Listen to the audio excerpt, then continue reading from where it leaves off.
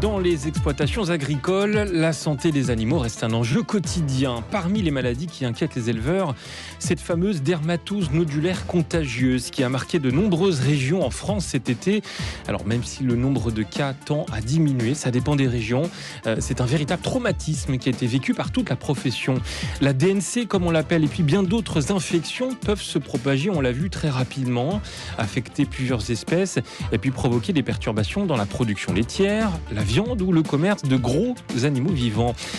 Comprendre comment ces maladies se transmettent, reconnaître leurs signes précoces et mettre en place des mesures de prévention devient alors essentiel pour limiter leur impact. Mais cette prévention, vous allez l'entendre, repose autant sur des pratiques de biosécurité rigoureuses que sur la surveillance régulière des troupeaux et puis l'intervention rapide des vétérinaires. Alors vaccination, quarantaine des nouveaux animaux, désinfection des locaux et gestion des déchets, j'en passe. Quelle stratégie pour prévenir ? On va en parler ce matin avec nos invités. Vous êtes les bienvenus en direct avec vos témoignages. Vous êtes éleveur et les épidémies animales vous inquiètent. Racontez-nous. Votre élevage a été touché par la dermatose nodulaire ou par d'autres maladies. Comment avez-vous réagi ? Comment avez-vous été accompagné ? Et puis bien sûr, si vous avez des interrogations sur ce sujet, vous êtes les bienvenus à l'antenne au 01 56 56 44 00, par mail à direct@rcf.fr ou dans le groupe Facebook Je pense donc j'agis. Je pense donc j'agis. 01 56 56 44 00. Et pour discuter avec nous jusqu'à 11h, on a le plaisir d'accueillir deux invités. Je commence avec vous, Barbara Dufour, bonjour. Bonjour, merci. Vous m'entendez bien ? On vous entend très bien et on vous remercie surtout d'avoir accepté de participer à cette émission. Vous êtes professeur émérite d'épidémiologie et maladies infectieuses à l'ENVA, l'École nationale vétérinaire d'Alfort, qui se trouve à Maisons-Alfort en Île-de-France. Barbara Dufour, merci beaucoup. Et puis, second invité, c'est vous, Gilles Salva, bonjour. Bonjour. Merci également à vous de participer. Vous êtes directeur général délégué du pôle recherche et référence à l'ANSES. L'ANSES, c'est l'Agence nationale de sécurité sanitaire de l'alimentation, de l'environnement et du travail. J'ai introduit cette émission en évoquant cette DNC, la dermatose nodulaire contagieuse. Je pense qu'on va démarrer là-dessus puisque c'est ce qui y a au cœur de l'actualité en ce moment, notamment dans le Jura. Nous sommes au cœur de cette épidémie. Gilles Salva. Alors, on espère ne pas être complètement au cœur et plutôt en fin d'épidémie. Il y a un certain nombre de mesures drastiques qui ont des conséquences évidemment dramatiques pour les éleveurs touchés qui ont été prises pour éliminer les animaux contaminés dans un premier temps et surtout très vite mettre en place une vaccination d'urgence autour des zones contaminées pour éviter la propagation des maladies. C'est une maladie extrêmement contagieuse entre animaux, également et surtout d'ailleurs entre élevages par l'intermédiaire d'insectes piqueurs qui sont des vecteurs qu'on peut qualifier de passifs, mais peut-être que Barbara précisera là-dessus, mais ce sont des tans d'estomox en fait qui vont transporter le virus d'un animal à l'autre. C'est ce qui s'est passé pour la DNC. Alors c'est ce qui s'est passé pour la DNC. Quant aux circonstances d'introduction de cette maladie qui jusque-là était une maladie exotique, en tout cas sur l'ouest du continent européen, on a des hypothèses, mais pas vraiment de certitude, puisque les premiers foyers sont apparus au début de l'été, enfin même en fin de printemps en Sardaigne, puis un foyer en Lombardie, probablement lié à des échanges d'animaux, et de la Lombardie à la Savoie et à Haute-Savoie, puis à l'Ain maintenant. Bon là, on l'explique bien en termes de propagation sur notre territoire, mais comment cette maladie s'est introduite sur notre territoire, pour le moment, on n'a que quelques hypothèses, mais pas vraiment de certitude. Barbara Dufour, cette épidémie de dermatose nodulaire contagieuse, elle était prévisible, ou en tout cas, on la sentait venir ? Écoutez, pas vraiment, parce que c'est une maladie exotique à la France depuis quand même fort longtemps. Pour ne pas dire, on n'en a jamais eu en France, proprement dit. Alors, il y a eu des épidémies auparavant, notamment dans les Balkans, mais il y a quelques années de ça. C'est vrai qu'il y en a dans le bassin méditerranéen, notamment du côté africain. C'est vrai qu'il y en a aussi en Asie énormément. Et donc, on peut redouter toutes ces maladies exotiques qui circulent aussi vite que nous, finalement, par différents moyens. Mais ce n'était pas vraiment prévisible qu'on ait des foyers de dermatose nodulaire contagieuse. Vous savez, c'est une maladie quand même extrêmement lourde, extrêmement grave. Moi, je la qualifierais volontiers de variole bovine. Oui. C'est une maladie qui tue les bovins, alors pas tous les bovins bien sûr, mais qui en tue un pourcentage non négligeable dans les troupeaux, qui conduit à des conséquences très lourdes sur le plan de l'élevage. Et donc c'est une maladie redoutable. Et comme vient de le dire Gilles Salva, c'est une maladie très contagieuse puisque elle se transmet à la fois par contact entre les animaux, elle se transmet par l'intermédiaire des croûtes. On a tous dans la tête les épidémies de variole au Moyen-Âge, puis jusqu'au 18e, 19e siècle. Donc c'est un peu pareil, il y a des contacts directs, mais il y a en plus, dans cette maladie, une transmission avec les insectes piqueurs, qui est très importante, qui est une transmission un petit peu comme si c'était des seringues, c'est-à-dire ils ne recyclent pas eux-mêmes le virus, mais ils le transportent mécaniquement, et ils peuvent le transporter sur plusieurs kilomètres, quelques kilomètres, et puis pendant jusqu'à 12 à 24 heures. Donc ça conduit vraiment à augmenter considérablement la contagiosité de cette maladie, qui en plus est une caractéristique lourde et embêtante qu'il faut garder en tête, c'est que c'est une durée d'incubation, c'est-à-dire une durée entre l'infection et la maladie qui est très longue. Donc on a toujours un peu de retard quand on voit apparaître les signes cliniques, parce que ça s'est passé il y a 15 jours, 3 semaines, jusqu'à 1 mois.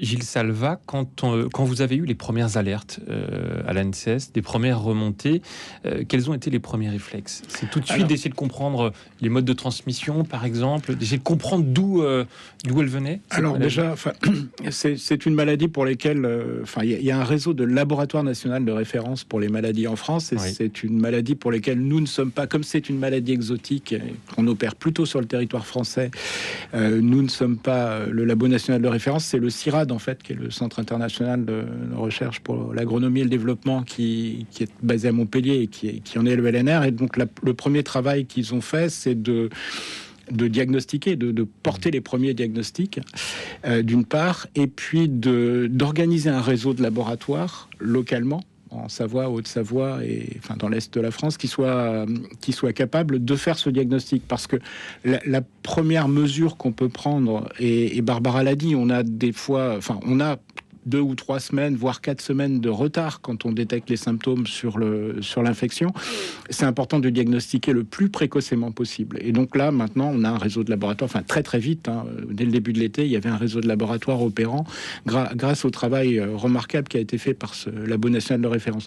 Nous, on intervient en tant que conseil auprès du ministère de l'Agriculture pour savoir quelle stratégie adopter. Et la stratégie adoptée, qui est une stratégie d'abattage de l'ensemble des troupeaux contaminés, qui a pu être contestée par certains, mais on pourra y revenir, et de vaccination autour de ces troupeaux dans une zone large pour essayer de vacciner les animaux avant qu'ils ne soient challengés, soumis à l'infection par le virus, est vraiment importante. Alors après, ce qu'il faut dire aussi, c'est que la vaccination n'est pas une mesure qui produit immédiatement des effets, dans la mesure où, après la vaccination, il faut attendre 3 semaines avant que les animaux, maximum 3 semaines, avant que les animaux aient le temps de faire des anticorps contre cette maladie. Ça nous rappelle des souvenirs un peu exactement ce qu'on a vécu avec le Covid. Je rappelle que vous avez toutes et tous la parole pour réagir dans cette émission. Si vous êtes éleveur, que vous avez justement dû faire face à cette dermatose nodulaire contagieuse ou à d'autres maladies animales d'ailleurs, ça nous intéresse d'avoir votre témoignage ce matin. On vous attend au 01 56 56 44 00 01 56 56 44 00. Barbara Dufour, ce virus de la DNC, si je ne me trompe pas, c'est le Capripox virus. Est-ce que c'est ça, Barbara Dufour? C'est un virus qui était connu déjà, vous, en tant que professeur en épidémiologie? Oui, tout à fait. C'est effectivement, vous l'avez bien dit, c'est un Capripox virus. Il appartient à la famille des pox, dit Poxviridae. C'est un virus qui est très proche d'un virus qui crée une maladie qu'on connaît bien, qui est présente actuellement en Europe, qui s'appelle la maladie de la clavelée du mouton, qui correspond un peu aussi, là aussi, à la variole du mouton. Donc, vous voyez, chaque espèce a sa variole. C'est un virus qui est génétiquement à la fois proche et éloigné de celui de la variole humaine, puisque vous savez que cette maladie n'est pas transmissible à l'homme, mais c'est quand même des virus qui font partie de cette grande famille des poxvirus. Donc ils sont connus, hein. La variole caprine, il y a actuellement des problèmes importants, notamment chez nos amis grecs, mais il y en a aussi dans tout le bassin méditerranéen. Ce sont des virus qui sont bien connus, qui sont des gros virus, des virus bien résistants dans le milieu extérieur, ce qui facilite, ce qui rend plus compliqué également les mesures d'éradication, c'est-à-dire qu'il faut aussi désinfecter. Enfin, je rappelle que ce virus, sur les croûtes, parce que les bovins, ils font des nodules, et puis au bout d'un moment, les nodules sèchent, et partent, font des croûtes qui tombent sur le sol, etc. Le virus dans les croûtes, il est résistant pendant des mois. Donc il faut véritablement désinfecter très très précautionneusement une exploitation infectée. Elle n'est pas bien désinfectée, elle reste infectieuse longtemps. Donc vous voyez que ça fait partie des maladies qui sont là aussi à la fois bien connues. C'est pas une maladie nouvelle, c'est pas une maladie qui vient d'émerger, comme par exemple la Covid, hein. Et puis c'est une maladie qui existe depuis longtemps en Asie du Sud-Est, par exemple, et c'est une maladie qui est compliquée à éradiquer compte tenu de sa contagiosité. Donc ça, voilà, vous avez décrit les différents symptômes cliniques et même les conséquences. Gilles Salva, si vous êtes là tous les deux ce matin, c'est aussi pour évoquer les modes de transmission, parce que quand vous avez eu les premières alertes, il a fallu essayer de comprendre comment cette maladie était arrivée en métropole, par exemple. Alors oui, et puis les enquêtes rétrospectives sont toujours difficiles à faire, parce que on peut avoir des élevages infectés qui n'ont pas ou peu de symptômes et qu'on ne détecte pas. Il n'apparaît pas qu'il y ait eu des échanges de bovins, par exemple, contaminés, en tout cas dans les premières enquêtes qui ont pu être menées par les services du ministère de l'Agriculture. Après... C'est-à-dire du transport du transport d'animaux, ce qui est souvent quand même une des causes d'introduction de ces maladies. Hein. On introduit un animal en cours d'incubation dans un troupeau et la quarantaine n'est pas suffisante et on se rend compte que l'animal est contaminé quand c'est trop tard, quand le troupeau est lui-même déjà contaminé. Parce que ça peut être possible par le commerce de gros d'animaux vivants, hein, qui est quelque chose qui est totalement encadré. Tout à fait. Par contre, on peut aussi avoir des espèces non cibles. On peut avoir une mouche, un stomox ou un taon contaminé qui est transporté par d'autres animaux qui ne sont pas des bovins, par exemple. Et voilà, on peut par ce transfert d'insectes. Après, comme l'a dit Barbara, ces insectes vont pouvoir faire quelques kilomètres. Pas des centaines de kilomètres en une journée, hein. C'est des gros insectes, c'est-à-dire qu'ils ne sont pas véhiculés par le vent, comme peuvent l'être des tout petits moucherons, comme les culicoïdes qui transmettent d'autres maladies animales, où on a des nuages de moucherons qui peuvent se déplacer sur plusieurs dizaines de kilomètres en une journée. Donc là, on n'est pas dans ce cas-là, donc c'est probablement un animal qui a transporté des insectes contaminés à un moment donné dans cette zone-là, probablement, mais encore une fois, pour le moment, on n'a pas complètement élucidé la source de cette maladie. La première chose qu'on cherche en général, c'est de savoir s'il n'y a pas eu des échanges d'animaux qui seraient susceptibles d'expliquer ça en provenance évidemment, échange d'animaux en provenance d'une zone infectée. On a une réaction d'un auditeur au 01 56 56 44 00. C'est Antoine. Bonjour Antoine. Oui, bonjour à tous. On vous écoute. Donc, je suis éleveur de vins et aussi de bovins en Maine-et-Loire. Donc, c'est vrai que vous demandiez des témoignages. Alors, un témoignage, alors je vais vous le donner. Moi, en tant qu'éleveur, on craint toujours pour la vie de nos animaux. Hein. Notre rôle, c'est de multiplier la vie. Et là où il y a la vie, il y a la mort. Je crois que cette question-là, elle interroge toute notre société. Qui est loin maintenant des questions d'élevage, mais on le sent, mais ce rapport à la vie et ce rapport à la mort. Donc ça fait partie du boulot d'éleveur de faire face à la mort. Et la grande crainte, moi en tant qu'éleveur, ma grande crainte, c'est pas tant que ça les épizooties, parce qu'on en aura, on le sait. Ma grande crainte, c'est avant tout la gestion administrative. De gens qui sont pas sur le terrain, de gens qui ne mettent pas qui ne participent pas à la mise au monde des gens, qui ne participent pas à la multiplication de la vie. Pour qui la vie n'a pas de valeur, c'est un carton, une feuille de bovin, c'est un numéro. C'est ça qui est difficile en tant que paysan pour moi, de gérer. C'est pas tant que ça la dermatose nucléaire contagieuse. On sait que je l'aurai. De toute façon, je sais que je l'aurai. Ma grande crainte, c'est que du jour au lendemain, tout mon troupeau soit abattu. Oui. Par des gens qui n'ont... quand j'écoute les témoignages, alors là, c'est du témoignage de témoignage, ça commence à être loin, mais c'est complètement déshumanisé, c'est violent. Enfin, voilà. Moi, j'ai vécu le Schmallenberg sur Auvin. Le Schmallenberg, c'est pareil, c'est un virus qui vient par des moustiques, enfin par des insectes typiques. La grande chance du Schmallenberg, c'est que ça a touché les fœtus, les agneaux à naître. Oui. Et donc, aucun sens de faire mourir ce qui est déjà mort.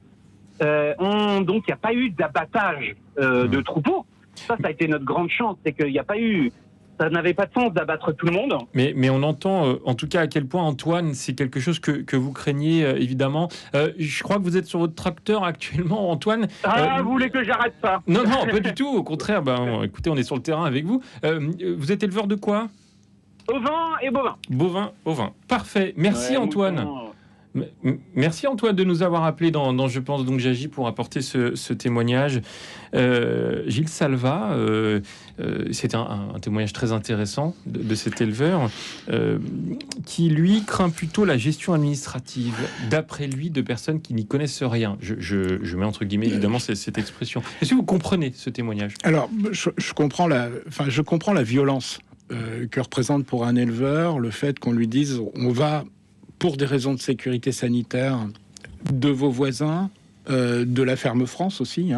Là, on est dans le Maine-et-Loire, on est loin de la Savoie. Nous, notre premier objectif, et le premier objectif du ministère de l'Agriculture, quand on a fait un épisode aussi comme ça, c'est de contenir au maximum le nombre de régions contaminées, et évidemment le nombre de bovins, là, en l'occurrence, contaminés.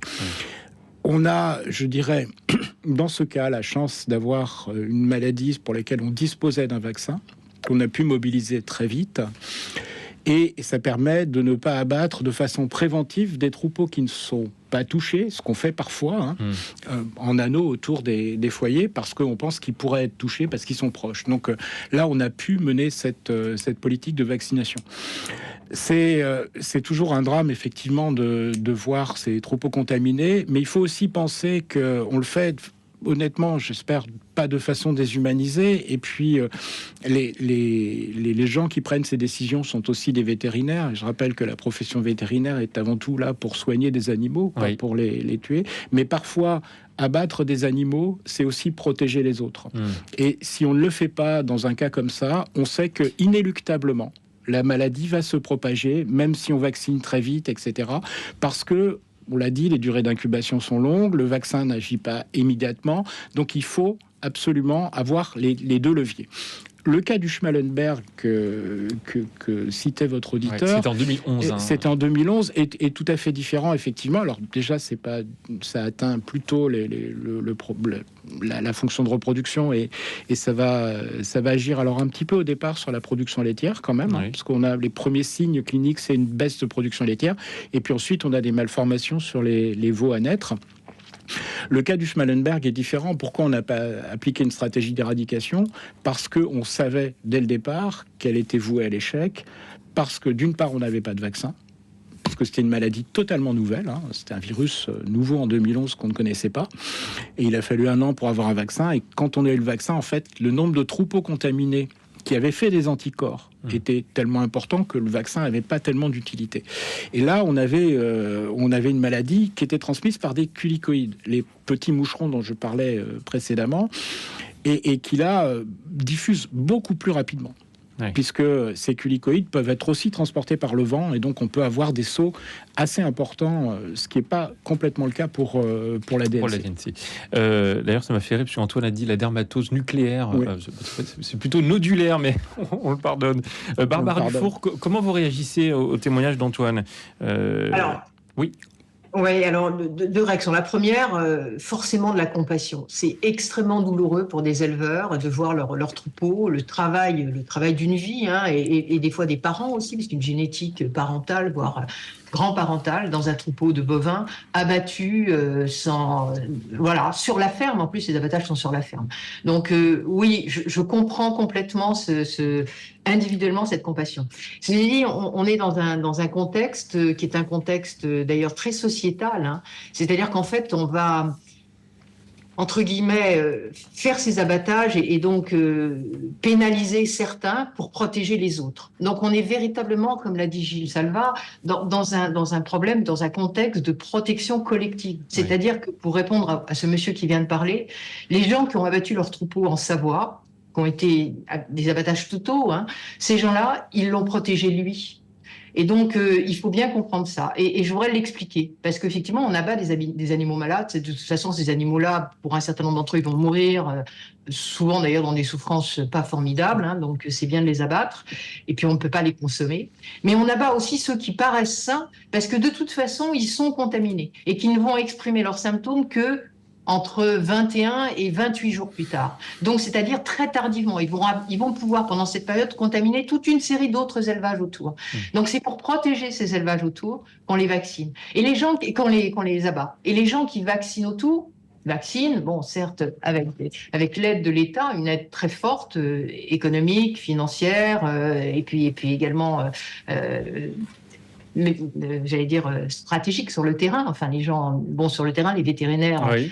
Donnés cet été pour la vaccination. Ces gens-là, ils le font aussi pour protéger d'autres élevages, et notamment des élevages de l'Ouest, qui sont pour l'instant pas concernés. Et si on fait pas ça, et ce monsieur peut en témoigner, le Schmallenberg, il a envahi toute la France. Alors certes, maintenant, les animaux sont immunisés, mais c'est une maladie qui était infiniment moins grave que la dermatose nodulaire contagieuse. Il a envahi toute la France parce qu'on n'avait pas de vaccin à ce moment-là. On en a un maintenant, mais on n'en avait pas à ce moment-là de disponible. Et puis que, compte tenu d'une gravité plus limitée de la maladie, on a décidé de se dire, finalement, tant pis, on va faire une immunité naturelle.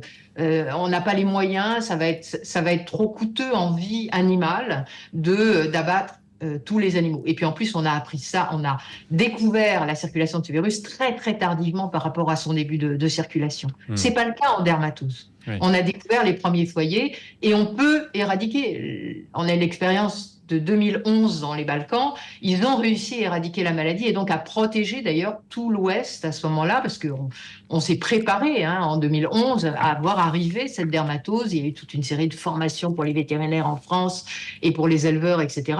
Et finalement, grâce à cette vaccination et à ces abattages localement en Grèce, ils nous ont protégés, nous. Oui. Donc voilà, c'est un problème de collectif face à l'individuel et c'est un vrai problème sociétal, ça. Ouais. Je sens qu'on est quand même sur une ligne de crête. C'est quand même pas simple parfois de devoir prendre des décisions.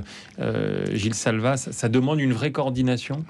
Alors, c'est jamais simple. Et puis, je dirais qu'il n'y a pas une réponse pour toutes les maladies. Barbara l'a très bien expliqué. Soit on a des vaccins, soit on n'en a pas. La mortalité associée à la maladie est plus ou moins importante. Même si elle a de toute façon des conséquences économiques, et le Schmallenberg en a eu. Et puis, il y a des maladies sur lesquelles on cherche, pour préserver aussi, par exemple, les échanges internationaux, on cherche à préserver un statut indemne du pays. Le statut sanitaire d'un pays pour les échanges internationaux de produits animaux ou d'animaux est très important.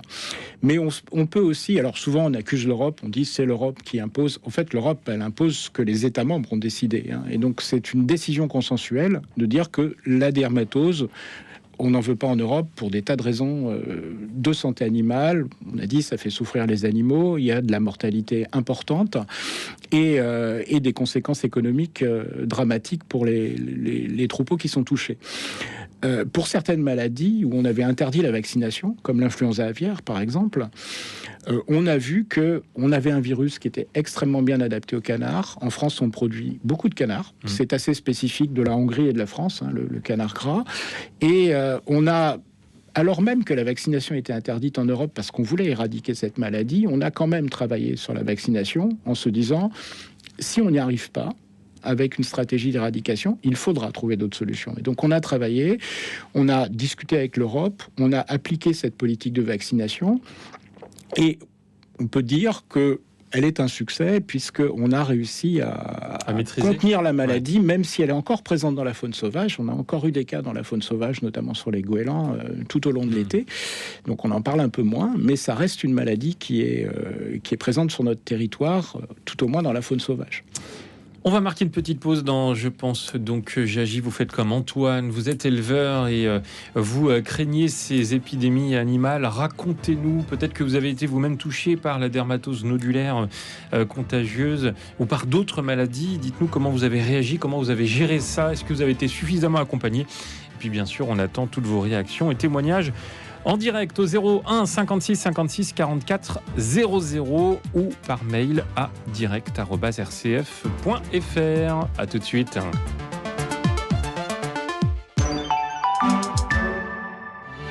Avec la rédaction RCF et Radio Notre-Dame, restez informés toute la journée. Dès 6h30, vous avez rendez-vous avec l'actualité nationale, régionale et locale. Quand vous le souhaitez, sur rcf.fr ainsi que sur l'application RCF, retrouvez les articles et dossiers en ligne. Avec la rédaction RCF et Radio Notre-Dame, l'information est toujours proche de vous. Chaque soir sur RCF et Radio Notre-Dame, prenez quelques instants pour prier. Grâce aux louanges d'une communauté religieuse, vivez un moment de quiétude et rendez grâce au Seigneur pour cette journée qui s'achève. La prière monastique, c'est tous les jours à 20h30 et 22h30. Sur RCF et Radio Notre-Dame, suivez l'actualité internationale grâce au journal de Radio Vatican. Du lundi au vendredi, la rédaction francophone vous donne rendez-vous à 8h30, 13h et 18h, ainsi que le samedi à 18h. Avec Radio Vatican, restez connectés au monde. Je pense, donc j'agis. Présenté par Melchior Gormand. Il est presque 10h30 sur RCF et Radio Notre-Dame et ce matin dans Je pense donc j'agis, vous l'entendez, on parle des maladies animales, des épidémies animales, notamment la DNC, la fameuse dermatose nodulaire contagieuse. Vous avez la parole pour réagir toujours en temps réel au 01 56 56 44 00 ou dans le groupe Facebook Je pense donc j'agis ou même par mail à direct@rcf.fr. Voici Vanille. Mon ami, tu m'as dit l'amour c'est tout comme l'oiseau qu'on chasse le premier jour, qu'on préfère voir sur les tableaux. Peu à peu on le laisse voler au-dessus de nos têtes, on l'écoute volontiers chanter, posé sur la fenêtre.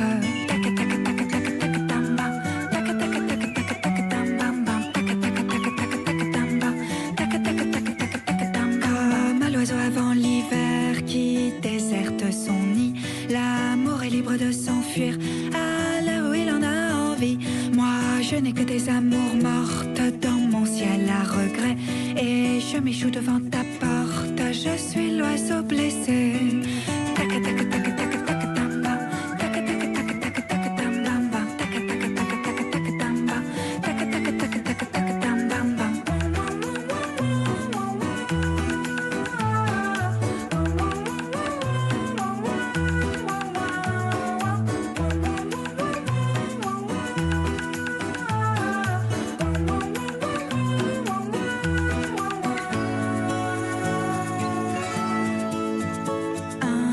Revient tout seul sans qu'on l'ait appelé, comme l'amour en un clin d'œil répare les cœurs brisés. Mon ami, tu m'as dit l'amour c'est tout comme l'oiseau qu'on pleure jusqu'au dernier jour pour qu'il chante à nouveau.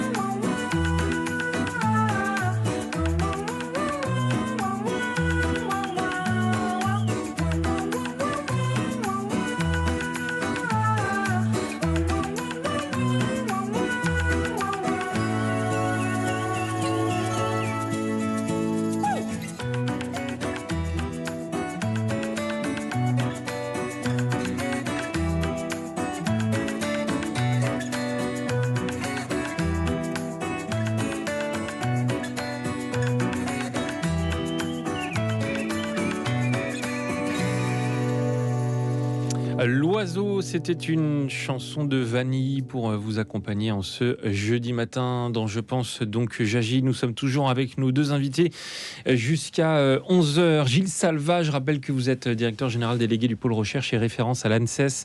C'est l'Agence nationale de sécurité sanitaire de l'alimentation, de l'environnement et du travail. Vous êtes également un spécialiste, bien sûr, des sujets que nous évoquons ce matin dans cette émission. Et puis avec nous également Barbara Dufour, professeure émérite d'épidémiologie et maladies infectieuses à l'ENVA, l'École nationale vétérinaire d'Alfort, qui se trouve à Maison Alfort en Île-de-France. Bonjour Denis. Denis, est-ce que vous êtes avec nous au 01 56 56 44 00? Oui, je vous entends très bien. Eh ben nous aussi, bonjour. Bonjour. On vous écoute. Oui, nous, on est embêtés par ces STO là. On a eu la 3, la 6, je crois que maintenant c'est la 8, alors faut qu'on vaccine un troisième vaccin. C'est vrai que ça nous embête à chaque fois, ça stresse les animaux, mais bon, on n'a pas le choix. Ce qui m'embête aujourd'hui, c'est qu'on veut faire rentrer des animaux du Mercosur, qui à l'autre bout du monde, qui vont certainement ramener aussi un lot de microbes. Vendre des voitures pour ramener des animaux, moi je suis pas trop chaud là-dessus, quoi. Et en plus écologiquement, on marche sur la tête. Vous-même, ouais. Denis, vous êtes éleveur en Vendée. Oui, de bovins, ouais, tout à fait. Et la FCE, on le remarque parce que les vaches, ça sont pas pleines, quoi. Enfin, après moins artiennent pas, quoi. Et puis des veaux aussi qui sont malades à la naissance, on a des fois un cas ou deux cas, et puis on se dit, le vétérinaire il dit, là je pense que c'est la FCO parce que 80% des élevages dans notre région ils sont infectés. Alors il dit c'est pas le même numéro, et c'est le 8, alors on vaccine pour le 8.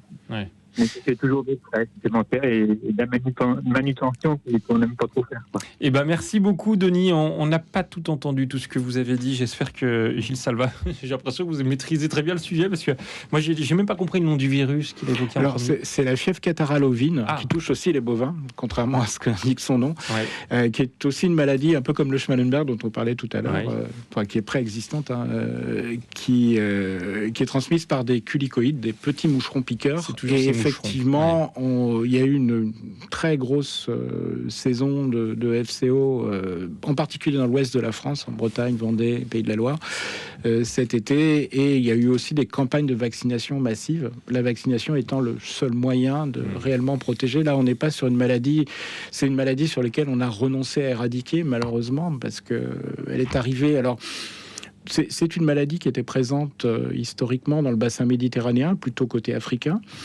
Là aussi, on s'attendait à ce qu'elle émerge un jour, mais pas comme elle a émergé. Elle est arrivée probablement par les grands ports du nord de l'Europe. Et les premières introductions qu'on a eues en 2008 étaient aux alentours de Maastricht, Rotterdam, etc. Donc probablement des insectes piqueurs contaminés, voire des animaux qui portaient la maladie, qui ont été importés. Et donc ensuite elle s'est adaptée à des vecteurs locaux et puis elle a diffusé dans à peu près toute l'Europe de l'Ouest. Là encore, c'est une maladie transmise par ces petits moucherons, très très difficile d'éradiquer parce qu'on court après la maladie et après les nuages de moucherons, même des nuages de moucherons qui ont traversé la Manche et qui ont infecté le Royaume-Uni.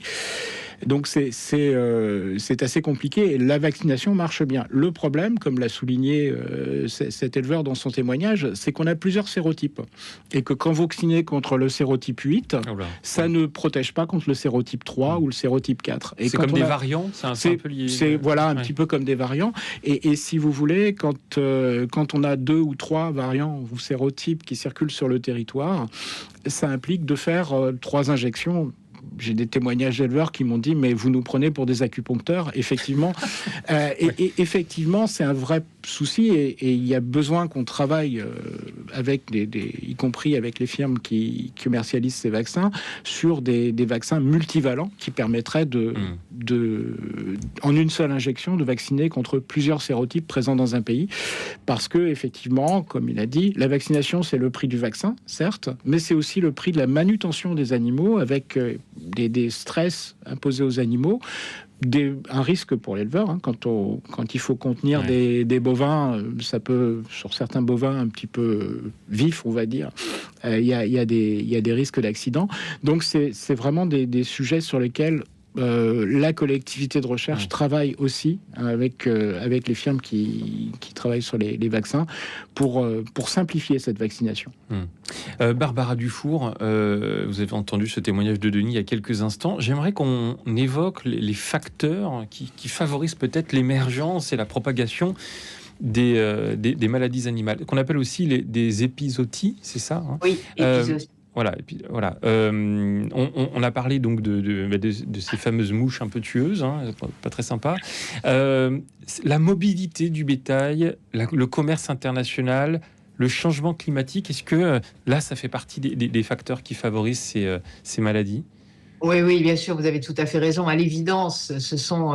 alors, ça dépend un peu des maladies, hein. Il y en a certaines qui sont plus favorisées par le commerce, la circulation. Je rappelle que il y a de ça quelques centaines d'années, les animaux, les gens voyageaient en bateau, à pied, etc. Et donc, quand ils commençaient à s'infecter d'une maladie, ils avaient le temps de faire cette maladie avant d'être arrivés dans le pays dans lequel ils allaient.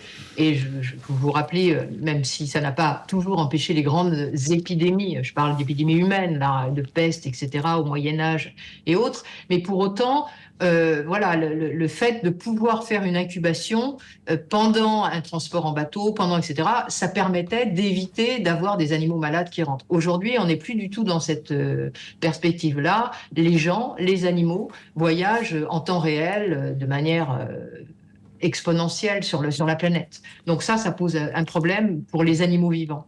Après, il y a des maladies comme les maladies à transmission vectorielle, c'est la transmission par des petits moucherons, par des mouches, etc. Il faut savoir que ces moucherons et ces mouches, outre, comme l'a dit Gilles tout à l'heure, peuvent voyager pour les petits moucherons par le vent, ces petits moucherons et ces moustiques, ils peuvent aussi voyager avec nous, dans nos voitures, dans nos camions, y compris dans nos avions, dans nos bateaux, et donc on peut aussi récupérer malheureusement ce qu'on appelle des vecteurs infectés d'autres zones du monde qui peuvent transmettre ces maladies. Enfin, ces maladies à transmission vectorielle qui ont la part belle depuis les années 2000, hein, il y en a de plus en plus de ces maladies à transmission par des insectes piqueurs, en fait. Ces maladies, elles se développent aussi en lien avec le réchauffement climatique, où où ces insectes ont beaucoup plus de possibilités de s'implanter dans nos régions dans lesquelles ils n'étaient plus ou ils n'étaient pas parce qu'il faisait trop froid l'hiver, etc. Maintenant, c'est plus trop le cas, et on a vu par exemple un insecte piqueur que tout le monde connaît maintenant sous le nom de moustique tigre, hein, tout le monde malheureusement. Ce moustique, il est arrivé en France il y a moins de 10 ans, et en l'espace de moins de 10 ans, il a colonisé la totalité de la France. Et il s'est déplacé, on le sait, avec les voitures, avec les gens, parce qu'il vit dans un environnement très proximal de l'homme. Donc malheureusement, les pratiques humaines, qui ne sont pas faciles à remettre en cause, hein, sont largement responsables du développement de ces maladies humaines et infectieuses. Je voudrais revenir sur un point qui n'a pas été souligné il y a un instant et qui me paraît très important, qui est celui, d'abord, comme l'a dit Gilles, de la différence fondamentale d'une maladie à une autre. On ne peut pas copier ni les mesures, ni les modalités de transmission et donc les mesures de lutte d'une maladie à l'autre. Il faut connaître chaque maladie et savoir pour chacune de ces maladies comment faire. Et la deuxième chose, c'est que quand on renonce à éradiquer une maladie, on est souvent condamné, si la maladie est suffisamment a un impact sanitaire suffisamment lourd, on est condamné à une vaccination, mais pérenne, c'est-à-dire tous les ans, tous les 2 ans, parce que la maladie, elle est implantée sur un territoire. C'est le cas du Schmallenberg, c'est le cas, malheureusement pour nous, de la FCO et de certains de la fièvre catarrhale dont parlait l'éleveur il y a un instant, dont certains sérotypes sont maintenant bien implantés sur le territoire national. Et donc, à un moment donné, on est condamné à ces vaccinations répétitives parce que on n'a pas su ou on n'a pas voulu. Et des fois, on n'a pas voulu à raison, hein, c'est pas forcément un renoncement. Des fois, on n'a pas pu, pour la FCO, on n'a pas pu éradiquer la maladie. Donc, il faut savoir que aussi, quand on a des mesures très sévères pour empêcher qu'une maladie ne s'étende sur le territoire, c'est aussi pour éviter que pendant les années à venir, je reviens à la dermatose nodulaire contagieuse dont on parlait en début d'émission, ne s'implantent sur le territoire national. 2 points. Je rappelle que vous écoutez, je pense, donc j'agis sur RCF et Radio Notre-Dame, que nous parlons ce matin des épidémies animales, à l'instar de la DNC, la dermatose nodulaire contagieuse, que vous pouvez réagir en temps réel au 01 56 56 44 00. Je répète, 01 56 56 44 00, et que vous pouvez également nous suivre en direct sur la chaîne YouTube de Radio Notre-Dame et d'RCF. Vous pouvez également réagir dans le chat de cette vidéo YouTube. En plus, je me suis bien habillé aujourd'hui, donc profitez-en. Vous pouvez également réagir par mail à direct@rcf.fr. Je pense, donc j'agis. Présenté par Melchior Gormand. Toujours en direct avec Barbara Dufour, professeure émérite d'épidémiologie et maladies infectieuses à l'ENVA, l'École nationale vétérinaire d'Alfort, et puis Gilles Salva, directeur général et délégué du pôle recherche et référence à l'ANSES. Gilles Salva, depuis tout à l'heure, on parle de cette manière de la transmission, en tout cas, des épidémies par les déplacements, par la mobilité, le commerce international, le changement climatique. Ça me rappelle quand même le Covid et même d'autres épidémies, on va dire, humaines. C'est le même principe pour les animaux? Alors, c'est le même principe pour les animaux, mais on a la possibilité de légiférer sur les échanges d'animaux beaucoup plus qu'on l'a sur les voyages humains. Ouais. Quand un pays est infecté par une maladie, on a la possibilité d'interdire le mouvement d'animaux en provenance de ce pays ou de la zone de ce pays. On peut régionaliser aussi de la zone de ce pays qui est infecté, et c'est quand même une protection. Et y compris, on le fait à l'intérieur des régions françaises. On a ce qu'on appelle des zones de surveillance ou autour de ces foyers de maladies. Où on a la possibilité réglementaire d'empêcher les mouvements d'animaux. Donc ça, c'est important. Empêcher les mouvements humains, on voit bien que c'est beaucoup plus difficile. Et puis, comme le disait Barbara, quand on voyageait en bateau ou à pied, les mouvements de virus, ils étaient quand même, beaucoup de bactéries, comme la peste, étaient beaucoup plus lents qu'ils ne peuvent être maintenant. On l'a vu pour le Covid. Entre les premiers cas, on estime que probablement ce virus, dans son état initial, est apparu au mois d'octobre 2019 en Chine.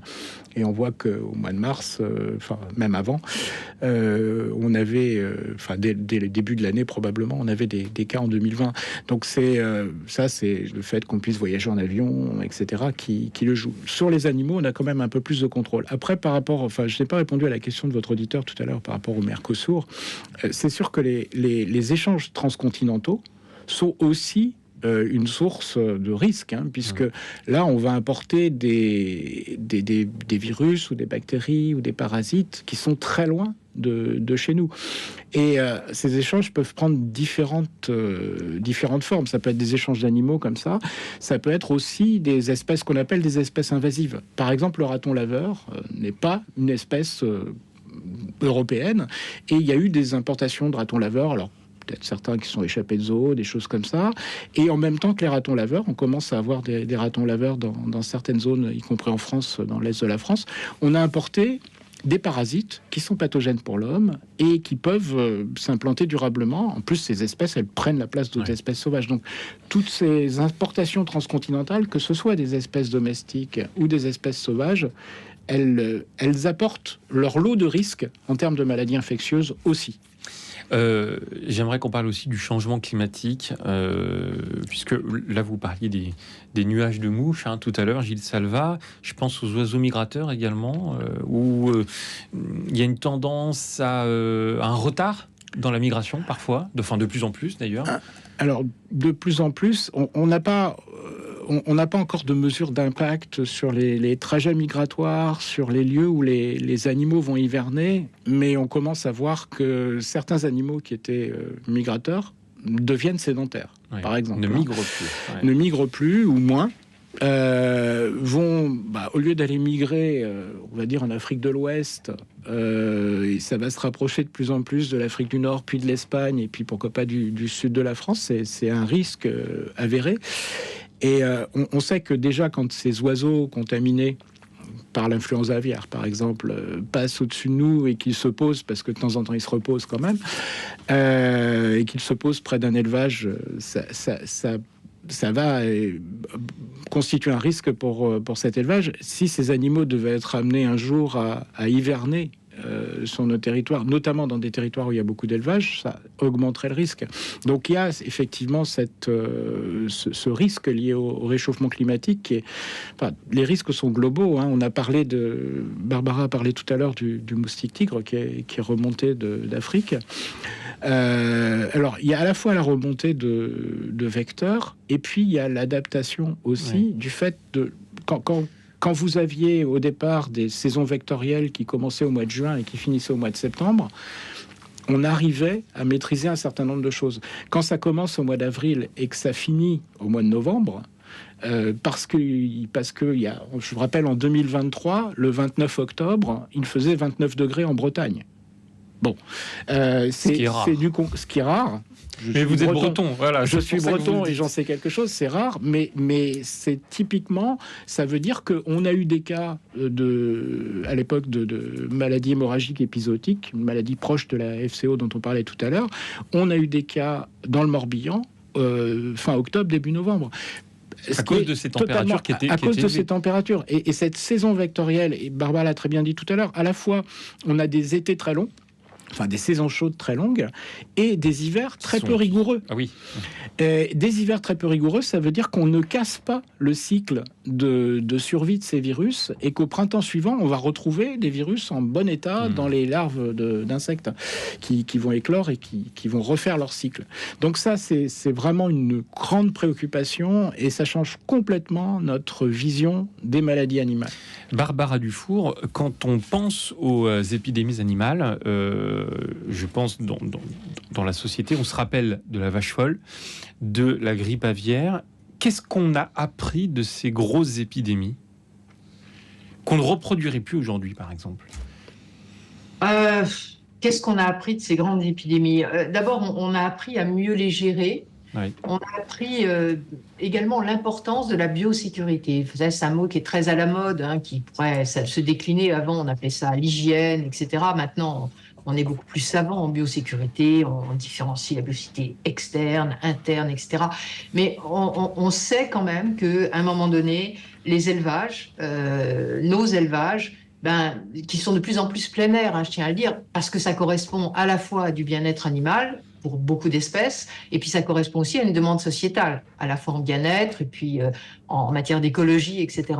Donc tous ces élevages-là, qui sont de plus en plus en plein air, la nécessité absolue pour eux, c'est la biosécurité. C'est la seule chose qui va les protéger globalement, un peu, pas complètement, aucune mesure n'est parfaite, des pathogènes qui peuvent circuler dans notre faune sauvage ou dans les autres élevages aussi, puisqu'on se protège à la fois des autres élevages et à la fois de l'environnement quand on fait de la biosécurité. On a appris aussi une chose essentielle, c'est qu'il faut qu'on soit extrêmement vigilant et surveillant. Alors, je m'explique. C'est-à-dire que finalement, il faut à permanence, si on est capable de détecter extrêmement tôt, on n'est pas toujours capable d'empêcher un premier foyer d'une maladie qui arrive d'un autre pays ou d'une autre zone. Mais si on le détecte très rapidement, on peut protéger l'ensemble des élevages. On peut éviter une grande épizootie. Je ne voudrais pas dire, mais l'épizootie, on a eu une épizootie il y a 3-4 ans d'influenza aviaire avec des milliers de troupeaux infectés, quelque chose de dramatique pour la filière et pour toute la France. Donc, si on veut éviter ça, la détection très précoce est également quelque chose de très important. Donc, on a beaucoup développé au cours de ces années nos protocoles de surveillance, notre vigilance, les liens, les réseaux entre tous les acteurs sur le terrain et les acteurs au niveau national. J'allais dire, vous voyez, là, en quelques jours, on a été capable de mettre nos laboratoires locaux en alerte pour la dermatose. Mais ça, c'est pas sûr qu'il y a 10 ans, on a été capable de le faire de la même manière. On sait maintenant qu'il faut être très rapide, très vigilant, très surveillant. Donc ça, c'est la deuxième chose qu'on a appris. La troisième chose qu'on a appris, c'est qu'il faut qu'on se prépare à tout ça. C'est-à-dire que on sait qu'on va en avoir d'autres. des épizooties, en raison du réchauffement climatique, en raison des pratiques humaines qui sont pour certaines inévitables, etc. Et donc, il faut se préparer à ça, être prêt et savoir qu'on ne sera pas épargné parce qu'on est un pays tempéré et donc toutes ces maladies, c'est des maladies pour les pays du Sud. Ben non, c'est pas vrai du tout. Aujourd'hui, il y a à la fois une ferme France, comme l'a dit Gilles, mais aussi il y a une ferme Europe, et plus largement que ça, il y a une ferme monde. Ouais. Donc, mais oui, avec des liens entre tout ça. Et donc, ça veut dire qu'également, il est extrêmement important d'aider les pays qui ont des difficultés sur des grandes maladies, hein, pas sur toutes les maladies, on n'évitera pas toutes les maladies. Il faut apprendre à choisir les maladies avec lesquelles on accepte de vivre et les maladies qu'on ne veut absolument pas voir infecter nos troupeaux.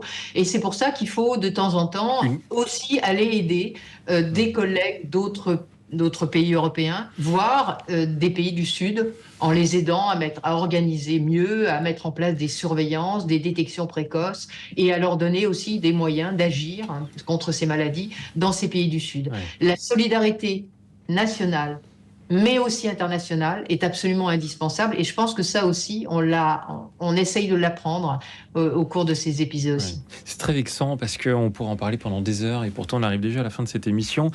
Gilles Salvat, dans le viseur également, l'élevage intensif, et qui est souvent critiqué par les personnes engagées dans l'écologie, alors même si ça fait énormément de débats, est-ce que avoir moins d'élevage intensif, avoir une maîtrise en tout cas de l'élevage, notamment en France, ça peut être une solution pour éviter ou peut-être mieux prévenir les épizooties? Alors, je vais vous faire une réponse peut-être de Normand ou grise, on va dire, ni blanche ni noire. L'élevage intensif, c'est souvent un élevage en claustration, donc les animaux sont enfermés, et où on peut appliquer des barrières sanitaires, c'est-à-dire qu'il y a l'extérieur et il y a l'intérieur. Et on peut considérer que l'intérieur est propre et que l'extérieur est sale, et on peut changer de tenue, on peut se laver les mains, etc., voire prendre des douches dans certains cas, ce qui évite par l'homme, et puis en contrôlant l'aliment, etc., d'introduire dans ces élevages des virus, des bactéries, des parasites qui vont conduire à des pathologies, dont certaines d'ailleurs peuvent aussi se transmettre à l'homme. Ouais. Donc c'est un élevage dans lequel on peut plus facilement appliquer la biosécurité. À l'inverse, et c'est le revers de la médaille, quand un virus ou une bactérie rentre dans un élevage intensif, en claustration, elle trouve dans un milieu fermé et dans un nombre de mètres cubes d'air limité, des animaux en grande quantité qui sont des supports de multiplication pour ce virus. Et donc, ces élevages-là peuvent être plus facilement protégés, très certainement, mais par contre, quand ils le sont mal, constituent des réservoirs énormes de multiplication pour le virus. Ensuite, c'est pas complètement fermé. Il faut faire sortir, par exemple, quand on parle d'influenza aviaire, à un moment donné, il va falloir faire sortir les fumiers de volailles ou les lisiers des bâtiments. Il va falloir les décontaminer. Ah oui. Et si on n'a pas des bons moyens pour le faire, on va fortement contaminer l'environnement, donc recontaminer la faune sauvage. Donc on a cette espèce de cycle qu'on cherche à casser par la vaccination. Hein. C'est une espèce de cycle infernal qu'on cherche à casser par la vaccination.